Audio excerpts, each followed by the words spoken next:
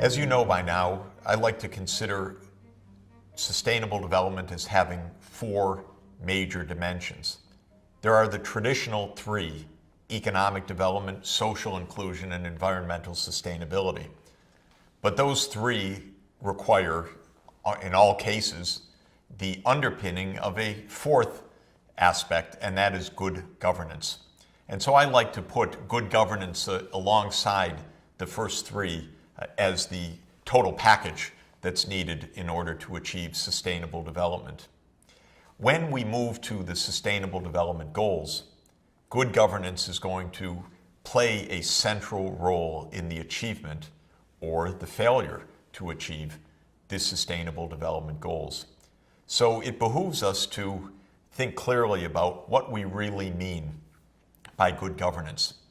The first thing that I would emphasize is that governance is about the rules of behavior, especially in organizations, not only about our politics or our government, but about major organizations that are key actors in the success or failure of sustainable development. And that includes our companies.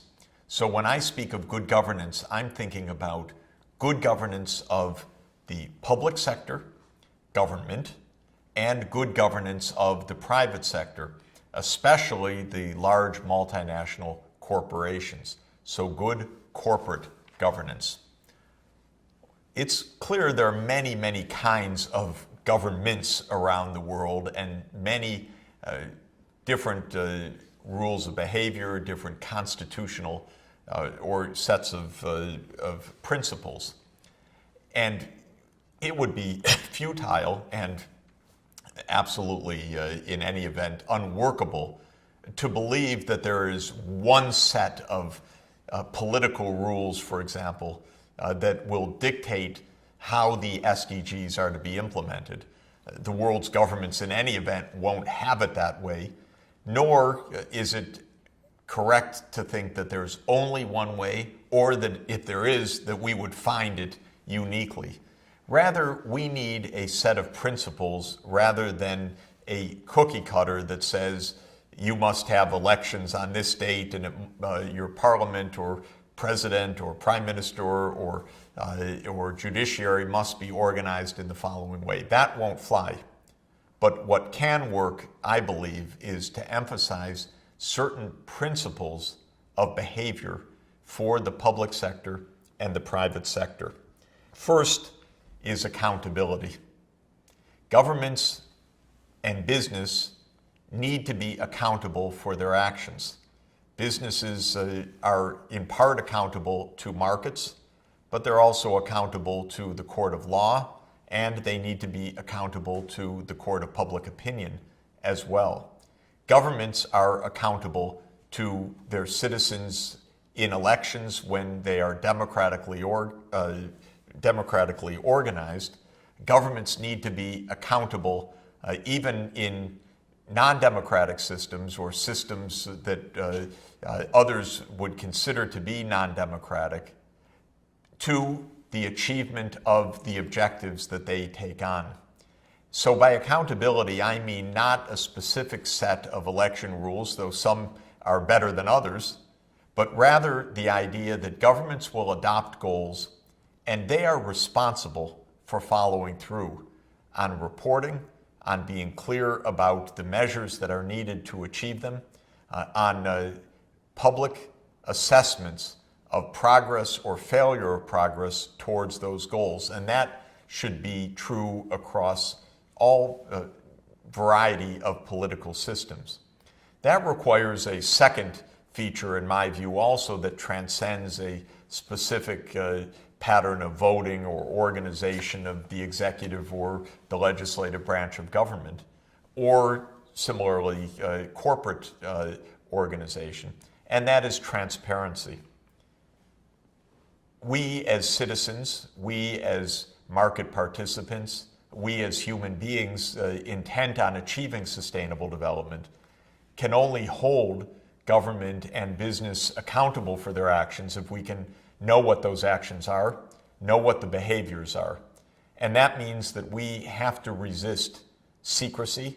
We have to resist the institutionalization of secrecy in the form of tax and secrecy havens around the world that allow politicians, political parties, governments, crooks to hide their money, to hide their proceeds, to hide their behavior behind walls of secrecy, even when their behavior has huge impacts on the success or failure of the globally desired objectives of saving the planet or ending poverty. So transparency is a core feature, and governments of all different political systems have a responsibility, in my view, towards transparent behavior. Third is participation, the ability of citizens and of stakeholders vis-a-vis business to participate in decision making. And here there are, of course, many different views about this and many different ways of participating.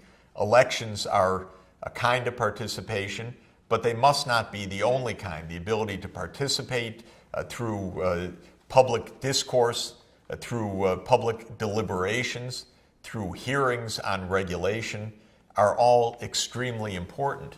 And similarly, businesses need to confront through institutional means and clear processes and rules their stakeholders, not only the shareholders in a company, but also the workforce, also the suppliers, the consumers, and good businesses have a multi-stakeholder approach.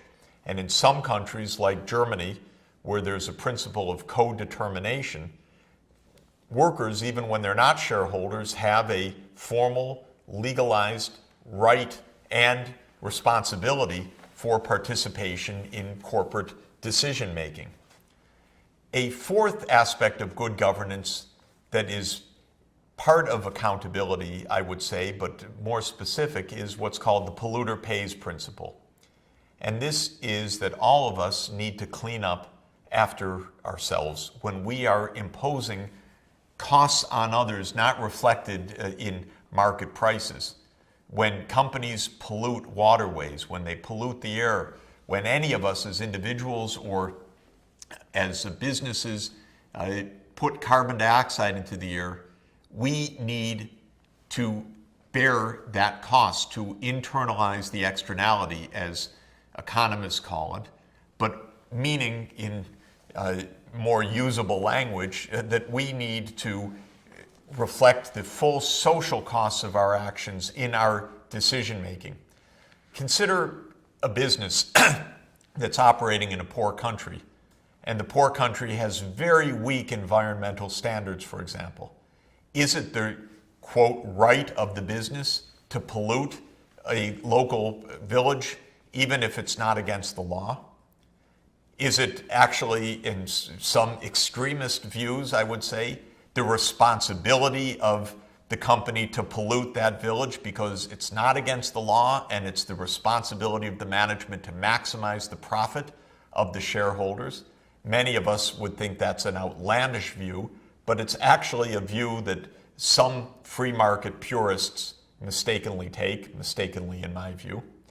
Or would we say that it's actually the responsibility of the business not to pollute the village, even if it's not illegal, because there is a responsibility of polluters paying or bearing the social costs of what they do? It's closely related to an ancient and very important doctrine in Latin known as primum non nocere. Primum non nocere in Latin means first do no harm. And a principle of good governance, in my view, is first do no harm. Even if the law, for whatever reason, allows you to impose costs on others, it is a responsibility, I would argue, not to do so, because our higher responsibility is an ethical responsibility. First, do no harm. Don't try to find every loophole or every escape valve that allows, quote unquote, for pollution, for imposing costs, for destroying other species, destroying habitat, because it is allowed, because a company can make money from it. Finally, I would say good governance includes, in a general sense, a commitment to sustainable development. A government that says after the SDGs are elaborated, we don't care, that's not our agenda, that's just the United Nations agenda, is an example of bad governance if such an event happens. Governments have a responsibility to the planetary needs. National governments have a responsibility to the planet. It's not good enough in an interconnected world. It's not feasible, it's not viable in an interconnected world for politicians to say, I'm locally elected, it's not my responsibility to undertake measures that maybe benefit others but not my own constituents. And so good governance, I would also argue, is a responsibility towards a sense of universal commitment and universal participation to sustainable development.